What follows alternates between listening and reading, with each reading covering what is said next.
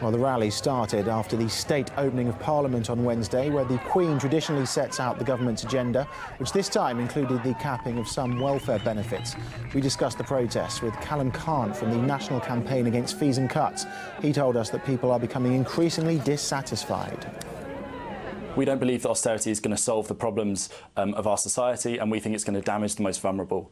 So together we're fighting against austerity. And we woke up the morning after the election with a Conservative government, which no one predicted at all. And the shock and horror of that response has now spread to a street movement where people are going out, taking to the streets and saying, we can't continue living under 5 more years of cuts. We've survived 5, we don't know if we'll survive 5 more. Well, another important issue on the mind of the British government is, should they stay in the European Union? Britain's in-out referendum bill has been published, and the government plans to fast-track it through Parliament, meaning the country could vote as early as next spring.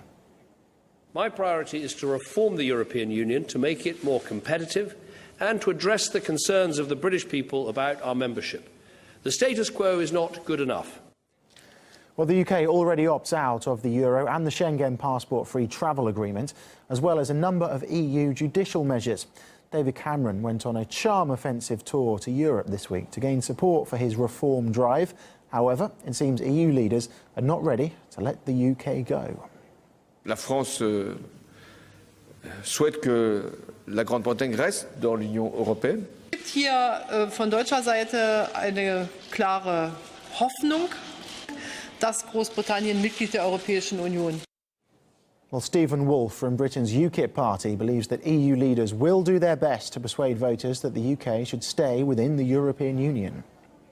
The European Union will do their best to try and give what we call crumbs off the table to the British government. These are very tiny things in the grand scheme of things. They will do something that they can try and help David Cameron persuade the British people that being in the European Union is the best way forward. But we, in UKIP and our political party, believe that the public of Great Britain know that this is a ploy and that the only way to succeed globally and mixing with the rest of the world is being outside of the European Union. A Danish radio host has provoked outrage after allegedly killing a rabbit during a live broadcast. The programme was intended to fuel debate over the cruel treatment of animals by the food industry. The presenter claims he repeatedly hit the rabbit on the head and later ate it with his family. An animal rights activist who was a guest at the debate reportedly tried to stop the killing, chasing the host around the studio. Well, the radio station stated it was seeking to expose the hypocrisy of consumers towards animal treatment. They say they chose to kill the rabbit knowing it would provoke a strong reaction. And it did. The internet community was quick to condemn the programme for killing a poor, defenceless creature, while others called to boycott the station, although some didn't see what all the fuss was about if the rabbit was eaten. Well, last year, Denmark also made international headlines over the treatment of animals. A zoo publicly dissected a giraffe in front of children and then fed it to lions. And you can share your reaction on these cases on our website, rt.com. But also there, Britain's Oxford Union Debating Society is under fire for a racist cocktail.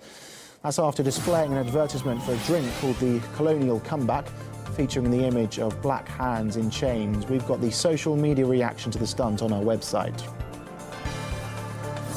Plus, Indian authorities arrest a flying spy, a pigeon apparently crossed from Pakistan carrying a secret message. More on that online.